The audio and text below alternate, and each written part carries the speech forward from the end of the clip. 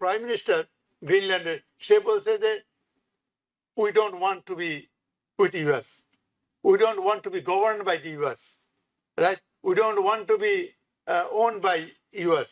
আমেরিকার বিউটি হচ্ছে এই যে এই সভ্যতা অনেক মানুষকে নিয়ে গড়া সভ্যতা। Yeah. এটাকে আমরা বলি একটা বহুরঙা মোজাইক, or- অনেক রঙের একটা mosaic. or melting pot. Elon Musk কট্টরপন্থী হোয়াইট সুপ্রিমেসিস্ট। এখন ধরেই নিতে হবে যেসব কথাবার্তা উনি বলেন লেখেন, বদ্ধ উন্মাদ ছাড়া আর কেউ হতে পারে না। I can be a Bangladeshi, I can be a Bengali, and I can be an American at the same time. এটা হচ্ছে রাষ্ট্রের বিউটি।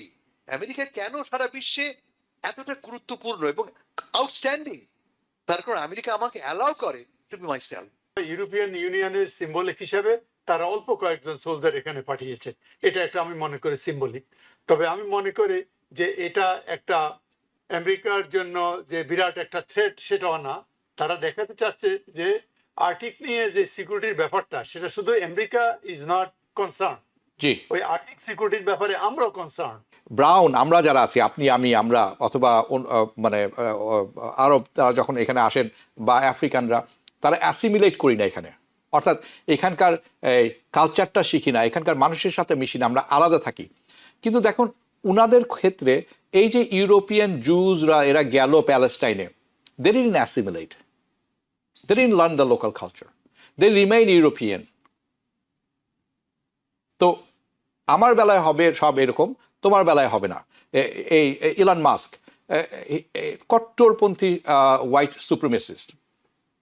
এখন ধরেই নিতে হবে যেসব কথাবার্তা উনি বলেন লেখেন, বদ্ধ উন্মাদ ছাড়া আর কেউ হতে পারে না। এনিওয়ে, আমি আন্তর্জাতিক আমি অ্যাড করি আপনার এই প্রসঙ্গে জাস্ট এক সেকেন্ড, এক মিনিটের জন্য। হচ্ছে যে আমেরিকার বিউটি হচ্ছে এই যে এই সভ্যতা অনেক মানুষকে নিয়ে গড়া সভ্যতা। Yeah. এটাকে আমরা বলি একটা বহুরঙা মোজাইক, or- অনেক রঙের একটা মোজাইক, or melting pot.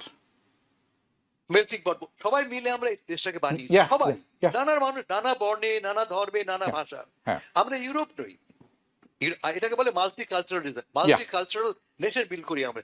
ইউরোপে বলে অ্যাসিমিলেশন তুমি করো। ফ্রান্সে যেমন হিজাব পরা যাবে না, ফরাসি ভাষায় কথা বলতে হবে, বাট নট ইন আমেরিকা।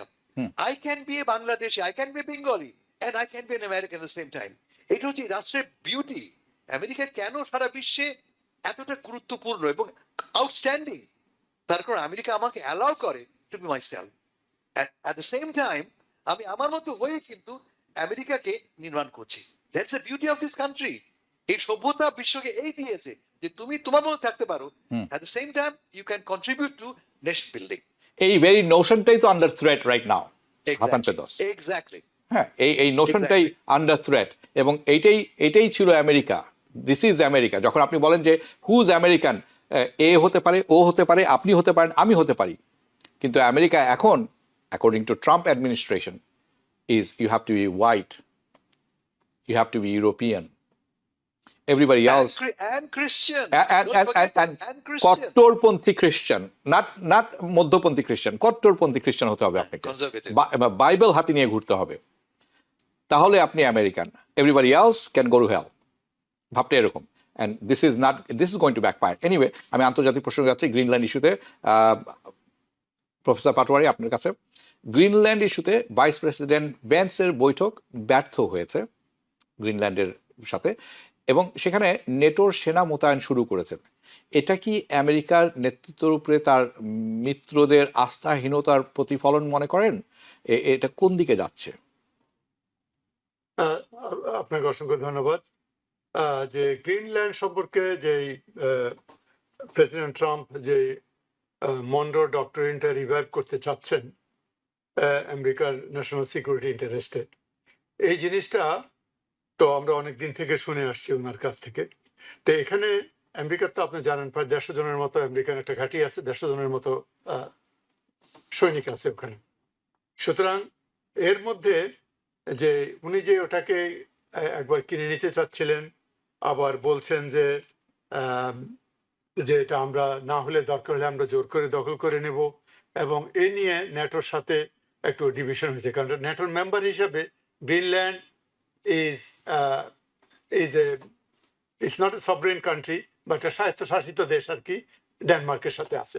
এতে করে ওনাদের মধ্যে যে রিপটা হয়েছে, সেই রিপটে সিম্বলিক হিসাবে আমার মনে হয় ইউরোপিয়ান ইউনিয়নের সিম্বলিক হিসাবে তারা অল্প কয়েকজন সোলজার এখানে পাঠিয়েছে, এটা একটা আমি মনে করি সিম্বলিক।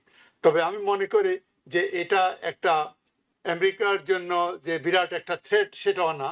তারা দেখাতে চাচ্ছে যে আর্কটিক নিয়ে যে সিকিউরিটির ব্যাপারটা সেটা শুধু আমেরিকা ইজ নট কনসার্ন, জি ওই আর্কটিক সিকিউরিটির ব্যাপারে আমরাও কনসার্ন, এবং সেই হিসাবে আমরা আমেরিকার সাথে সহযোগিতা করতে ইন্টারেস্টেড।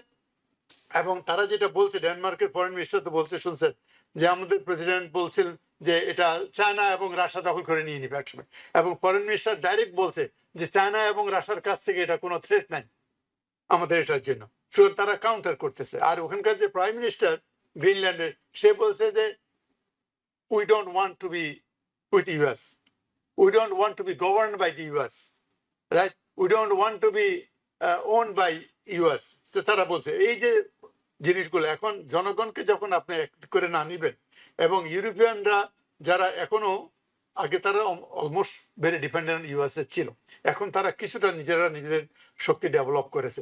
তবে আমার মনে হয় এটা ওনাকে দেখাতে চাচ্ছে যে না, আমরা interested, rather than showing the muscle, they are showing that we are also concern on Arctic. আমি ওইভাবে জিনিসটাকে দেখবো আর কি, কারণ ইউরোপ ইউনিয়ন বা নেটো, আমেরিকাকে বাদ দিয়ে নেটো বলে কিছু নাই।